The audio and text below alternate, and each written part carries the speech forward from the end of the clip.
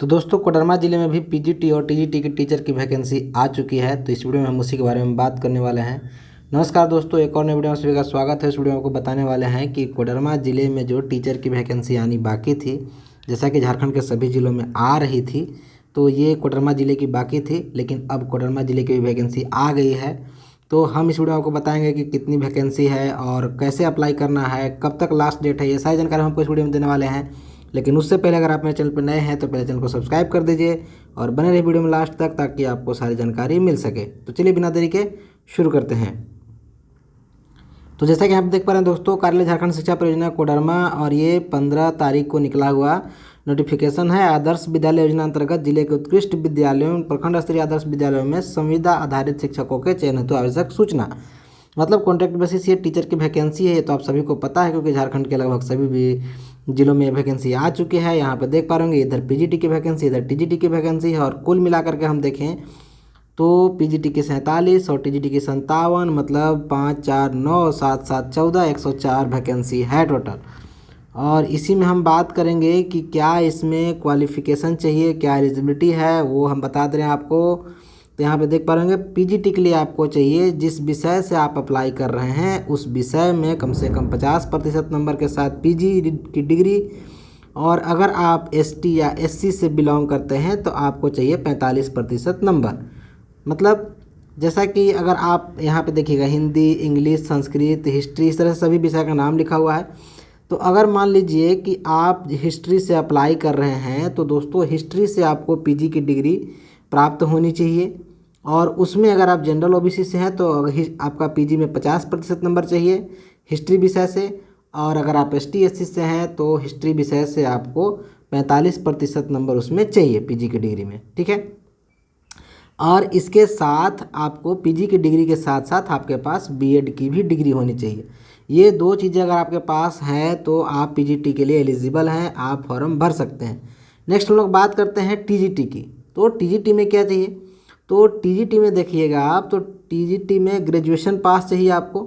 लेकिन बस वही बात फिर से है कि आप जिस विषय में अप्लाई कर रहे हैं, जैसे यहाँ देखिएगा कि टीजीटी की जो वैकेंसी है उसमें यहाँ देखिए अलग अलग विषय है, जैसे हिंदी, अंग्रेजी, Urdu, mathematics, biology, chemistry, geography, history, Sanskrit, इसी तरह सभी विषय का नाम लिखा हुआ है। तो अगर मान लीजिए आप हिंदी से अप्लाई कर रहे हैं, ठीक है, हिंदी विषय के लिए अप्लाई कर रहे हैं आप, तो आपको हिंदी विषय से ग्रेजुएशन होना चाहिए।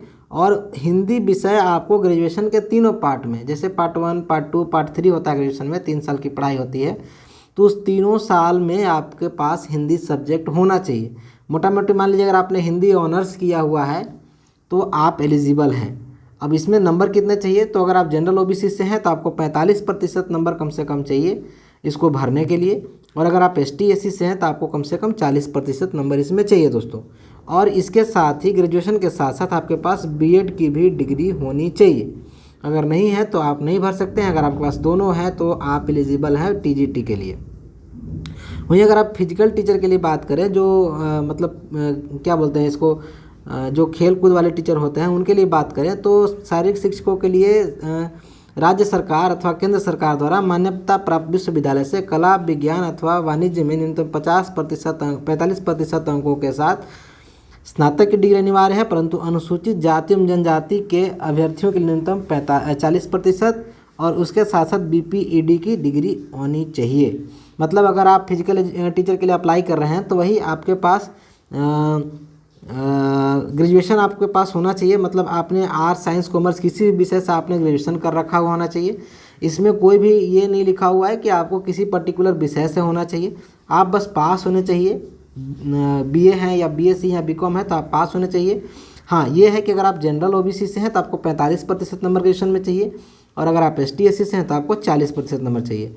और इसके साथ आपके पास बीपीईडी की डिग्री होनी चाहिए, बैचलर ऑफ फिजिकल एजुकेशन। अगर ये दोनों चीज़ आपके पास है तो आप पीटी टीचर के लिए अप्लाई कर सकते हैं दोस्तों। अब बात करते हैं हम लोग एज की। तो एज क्या चाहिए, तो एज आपको 21 से 55 साल तक रखा गया है।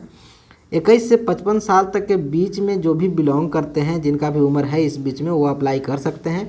और उम्र का जो आकलन किया जाएगा, जो निकाला जाएगा एज, वो 31/12/2022 के आधार पर निकाला जाएगा। मतलब 31/12/2022 को कम से कम आपको उम्र 21 साल होना चाहिए, उससे कम अगर 31/12/2022 को होता है तो भी आप एलिजिबल नहीं हैं, और 31/12/2022 को ही आपका अधिकतम 55 साल होना चाहिए।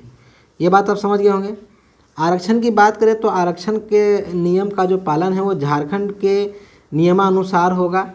और उसके बाद हम बात करते हैं सैलरी की, तो आप देख लीजिए पीजीटी की जो सैलरी है वो प्रति माह 27,500 रुपये दी जाएगी, और टीजीटी की सैलरी 26,250 दी जाएगी। ठीक है दोस्तों, अब बात करते हैं कि इसमें जो सिलेक्शन है वो आपको पता है कि कॉन्ट्रैक्ट बेसिस होने वाला है, लेकिन मान के चलिए कि कोई भी नौकरी ऐसे कॉन्ट्रैक्ट बेसिस होती है तो वो एक फिक्स पीरियड के लिए नहीं होती। अक्सर क्या होता है कि एक फ़िक्स पीरियड के बाद आपका पुनर्मूल्यांकन होता है, और अगर पुनर्मूल्यांकन में आपका परफॉर्मेंस अच्छा रहता है तो आपका जो टेन्योर है, जो आपका कॉन्ट्रैक्ट है, उसको आगे बढ़ाया जाता है, एक्सटेंड किया जाता है। ठीक है दोस्तों, तो ये कभी मत सोचिएगा कि कॉन्ट्रैक्ट बेसिस नौकरी है तो हम इसको भरे कि नहीं भरे, आपको भरना है और इसको बल्कि प्राप्त ही कर लीजिए। मतलब अगर मिल जाती है तो बहुत अच्छी है।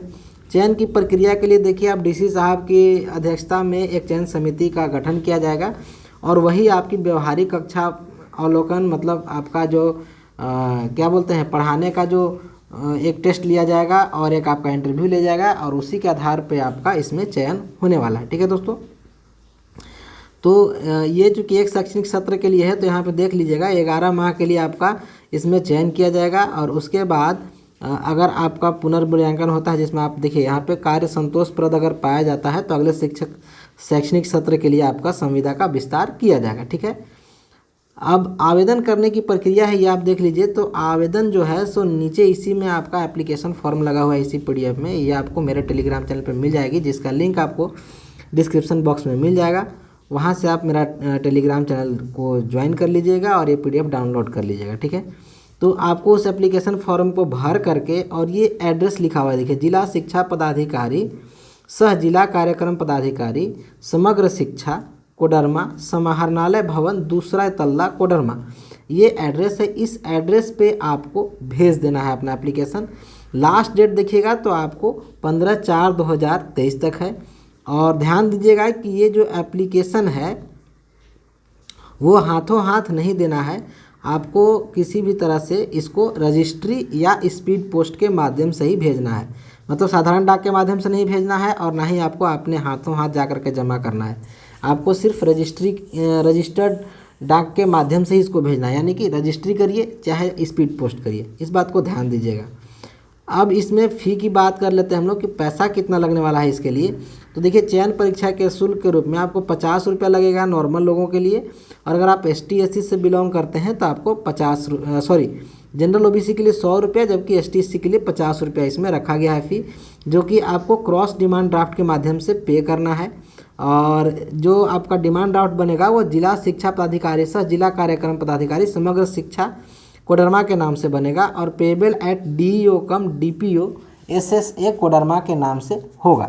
ठीक है दोस्तों, ये सारी बातें हो गई। और अब नीचे देखिए यहाँ पे एप्लीकेशन फॉर्म है, इसी एप्लीकेशन फॉर्म का आपको भर करके भेजना है। तो ये आप देख लीजिएगा, नीचे में इसका सिलेबस वगैरह भी है, सारा कुछ आप देख लीजिएगा, नियम कानून क्या है, अगर जानने की ज़रूरत होगी आपको तो देख लीजिएगा। वीडियो कैसी लगी कमेंट करके जरूर बताइएगा, एंड वीडियो को लाइक कर दीजिएगा, ज़्यादा से ज़्यादा वीडियो को शेयर भी कर दीजिएगा, एंड चैनल को सब्सक्राइब कर दीजिएगा। थैंक यू, जय हिंद।